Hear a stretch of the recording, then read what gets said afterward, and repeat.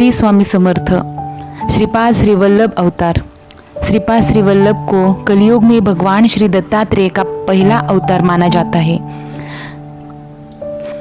उनका जन्म भारत के आंध्र प्रदेश राज्य के गोदावरी जिले के एक शहर पीठापुरम में हुआ था। श्रीपाद श्री वल्लभ का जन्म श्री अप्पल राज शर्मा और सुमति के घर भाद्रपद सुधा चौथी को हुआ था। उनके जन्म के रहस्य की बात करें तो जब अप्पल राज शर्मा परिवार श्रद्धांजलि देने के लिए एक वार्षिक समारोह परिवार श्राद्ध की तैयारी कर रहा था, दोपहर के समय कुछ भिक्षुक भिक्षा के लिए आए। आमंत्रित ब्राह्मणों को भोजन कराने से पहले उन्होंने इस ब्राह्मण को दत्तात्रेय मानकर भोजन कराया। दत्तात्रेय बहुत खुश हुए और उसे वरदान दिया। उसने तुम्हारे जैसा ज्ञानी पुत्र मांगा, जिसके लिए दत्तात्रेय ने हाँ कहा।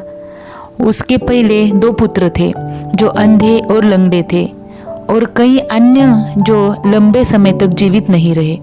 दत्तात्रेय ने उसे आशीर्वाद देते हुए कहा कि उसका विश्व प्रसिद्ध पुत्र होगा जो सभी का गुरु होगा। आशीर्वाद सुनकर पति पत्नी दोनों खुश हो गए और उसे श्रीपाद की प्राप्ति हुई। श्रीपाद ने 7 वर्ष की आयु में वेद शास्त्र आदि का अध्ययन पूरा कर लिया और अपने उपनयन के बाद उन्होंने इन पर व्याख्यान देना शुरू कर दिया। जब वे 16 वर्ष के हुए तो उनके माता पिता ने उनका विवाह कराने का विचार किया, लेकिन उन्होंने कहा कि उनका विवाह केवल एक स्त्री वैराग्य का अर्थ है वैराग्य स्त्री का अर्थ है स्त्री वैराग्य स्त्री से हुआ है, इसलिए उन्हें श्रीया वल्लभ कहा जाना चाहिए। इस प्रकार उनका नाम श्रीपाद श्री वल्लभ पड़ा। वे काशी तीर्थ यात्रा के लिए घर से निकले। जाने से पहले उन्होंने अपने 2 बड़े भाइयों को जो अंधे और लंगड़े थे सामान्य मनुष्य को की तरह बनाया और उनसे अपने माता पिता की देखभाल करने को कहा। वे पीठापुरम से उत्तर की ओर बद्री केदार के लिए निकले। तीर्थ यात्रा के बाद वे दक्षिण में गोकर्ण महाबलेश्वर गए। महाबलेश्वर में 3 वर्ष बिताने के बाद वे श्री शैल पर्वत गए। वहां 4 महीने रहे और बाद वे अंततः कृष्णा नदी के पास कुरवपुर में बस गए। वह स्थान है जहां भविष्य के अवतार से संबंधित कहानियां घटित हुई। पहली कहानी अंबिका नामक महिला की है, जिसके बच्चे मर रहे थे। केवल एक ही जीवित बच्चा और वह मूर्ख निकला। अपने बेटे को पढ़ाने की कोशिश करते करते उसके पति की मृत्यु हो गई, लेकिन सफलता नहीं मिली। अपने पति की मृत्यु के बाद उसने लड़के को पढ़ाने की कोशिश की, लेकिन अंततः हार मान ली। गांव के लोगों ने लड़के का उपहास किया और कोई भी उसे अपनी बेटी देने को तैयार नहीं हुआ। माँ और बेटे दोनों ने कृष्णा नदी में अपना जीवन समाप्त करने का निर्णय लिया। यहाँ उनकी मुलाकात श्रीपाद यति से हुई जो स्नान कर रही थी। उनकी कहानी सुनने के बाद श्रीपाद को बहुत दुख हुआ और उन्होंने उनसे शनि प्रदोष व्रत करने को कहा। वह स्वामी जी से काफी प्रभावित हुई और उन्होंने मांगा कि अगले जन्म में उन्हें उनके जैसा पुत्र हो। श्रीपाद जी सहमत हुए और उन्होंने लड़के के सिर पर अपना हाथ रखा। लड़का तुरंत श्री स्वामी बन गया। जब भी अगले जन्म में सबसे निचले स्तर को छू लेगा, लाड करंजा की अम्बा भवानी बनी। श्री नरसिंह सरस्वती श्रीपाद श्री वल्लभ ने घोषणा की। एक धोबी नरसिंह सरस्वती का शिष्य बनकर आने के बाद एक दिन इस व्यक्ति ने राजा को अपनी सेना और महिलाओं के साथ में करदली में घूमते 300 वर्षों तक और यह देखकर तपस्या काफी उदास हो गया और स्वामी श्रीपाद जी ने पूछा, प्रज्ञापुर में अपना अवतार समाप्त करूंगा। उसने कहा कि वह किस तरह का शाही जीवन जीना चाहता है।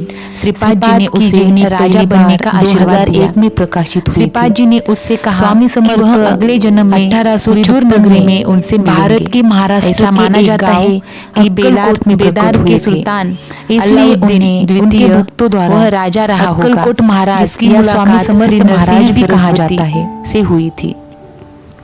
एक अवसर पर वल्लभेश स्वामी समर्थ ने एक पश्चिमी कहानी को बताया कि वे श्री शैलम के पास कर्दली वन से आए। ऐसा लगता है कि गंगा के किनारे हिमालय में कर रहा था। मध्य भारत में कई तीर्थ स्थानों का दौरा किया है। सामान्य कमाई से अधिक कमाएगा तो वह महाराष्ट्र के मंगलपुर जाएगा और अतिरिक्त लाभ के पैसों से जहाँ वे कई वर्ष 1000 ब्राह्मणों को उसके बाद उन्होंने अपनी तीर्थ यात्रा उस वर्ष तब तक जारी रखी जब तक वे अक्कलकोट में फिर अपनी प्रतिज्ञा पूरी करने का फैसला जब किसी ने जब वह उनके बारे में पूछा आ रहा था मैं रास्ते में उसे कुछ दुष्ट भूमि वाला शाश्वत सरोवर से लूटने के लिए भेष भगवान दत्तात्रेय के अवतार से उत्पन्न हुआ। बाद में यात्रा करते समय दत्तात्रेय की तुलना उसका सिर काट दिया और उसे मार डाला।